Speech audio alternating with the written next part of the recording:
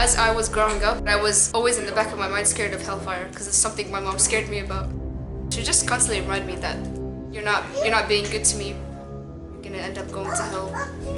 Allah's gonna punish you. Stuff like this. I don't think she really knows much. Really, she just knows there's punishment there in eternity. Yeah. In the beginning, they started me, and I would start looking up stuff myself, and I would get more scared. I wanted to do anything obligatory on me, really, to avoid going to hell. I liked my religion. My mom was only happy with me, really, if I got deep into the religion. My religion basically was my only sanctuary. I was becoming more modest. I wanted to do things like cover myself. I started wearing abaya. My mom was happy. I felt like I had people that understand me. I practiced everything I could at home. I was even doing voluntary stuff. I was fasting every other day. That's the highest form of fasting. I was doing everything I could, avoiding everything that was forbidden. We would hear that there was a caliphate, but then we saw on the news there actually was, you know? So we're like, whoa, okay, so it is true. They were interpreting things, giving out quotes and verses and stuff. Verses that if you do read them, they're very black and white. Especially about the immigration, that it's obligatory on you to immigrate to an Islamic state. And if you don't, you're doomed basically to hellfire. And this is what scared me the most. For me, I would look at it myself from my own eyes in the text. So I think really I can't avoid this. I can't avoid it. If I avoid it purposely, while I do have the knowledge, like what's gonna happen to me, I was scared again. And I do remember actually asking people with more knowledge than me, is it allowed for me to go as a woman alone? Because in our religion, we're not allowed to travel alone. And they would say yes. And I would ask them, is it obligatory on me? And they would say yes as well. So that's what scared me. I looked up at these people thinking they'd have more knowledge. Someone out of the group, I think it was a woman that came out of the Twitter group basically, that did come to Syria first. And she said, I think she said that women are allowed to come. And women have to come. When I heard that, I thought I didn't have a choice. From then, I made the decision to. I came because I thought it was an obligation on me, basically, to come to an Islamic state. Probably fulfill these conditions as being a caliphate, and it's going to serve the people according to the Islamic tradition and live in a manner where we can practice our religion freely. We found hell on earth, basically. That's the way we describe it now. Yeah.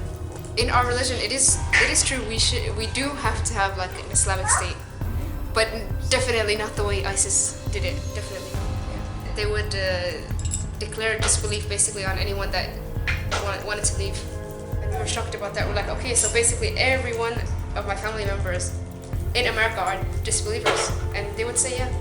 We hear the people that got killed. We heard this Turkish guy got executed for wanting to leave.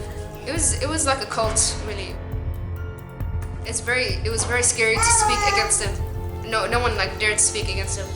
It's like if this person speaks, you know, the next few weeks you're gonna end up in prison. Either disappear, get killed, not come out in a few years, maybe. Felt like a dictatorship, really. I remember even getting in trouble just for sitting in the street, just crossing my legs like this. One guy just came to me and said, uncross your legs. I was like, why? He's like, you're not allowed to cross your legs. Yeah, and you can't say anything back. It's like the police. You don't want to say anything back because it's like, okay, I'm gonna end up in jail, or so you just slowly like put your leg back. They would want to treat weak people with aggression, and they want to treat the people in power and the ones that are more wealthy with a pass. And that in itself is not Islamic at all. You treat everyone the same. They invite people to do suicidal attacks and stuff. And this is what they believe, despite knowing that killing yourself actually is one of the major sins. It's like someone feels like, okay, I can just go and do this attack and I will end up straight in paradise. And I have no question about it because I'm giving my whole life to God, basically. And this is the highest form of jihad. Suicide is a major sin. Islamically, you can't go attack random people and say it's your ticket to paradise. Who knows who's in that group of people that you just killed?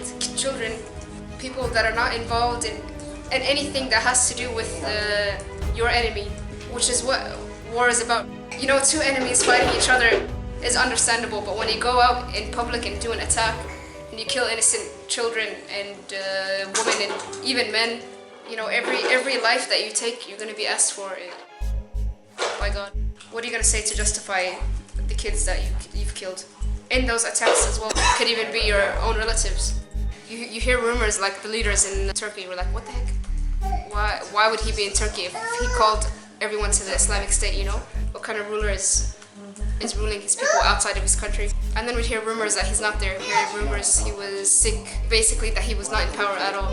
We didn't really know what to expect. We're like, was this guy even legit? Like, did he just record himself once and then just disappear? We don't know. I can't figure out their motive. What was the point of all this? I don't understand them calling basically the whole world to come and migrate and sacrifice everything for what seemed like a peaceful Islamic state, which was not.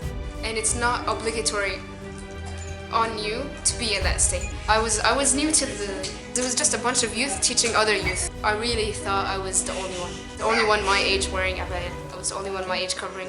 I think they all woken up as well. At different times, some people have left long ago, some people left at the end. Some people couldn't leave till the end, actually. In many cases, we couldn't leave till the end. I was trying to leave for a bit and every way was actually impossible. There was no way out. I got caught twice, actually, by ISIS. It scared me very badly. Yeah, because I've heard of their prisons and it's very scary. Finally, out of my brainwashed mode, I'm very shocked. Yeah, I'm very shocked that I did this. I know maybe if I spoke to someone in person about it, they'd be against it, but I didn't dare do that, actually. I'm still afraid to speak here, you know, there's not much I can say. Once I get home to America, and I can literally open my mouth for everything.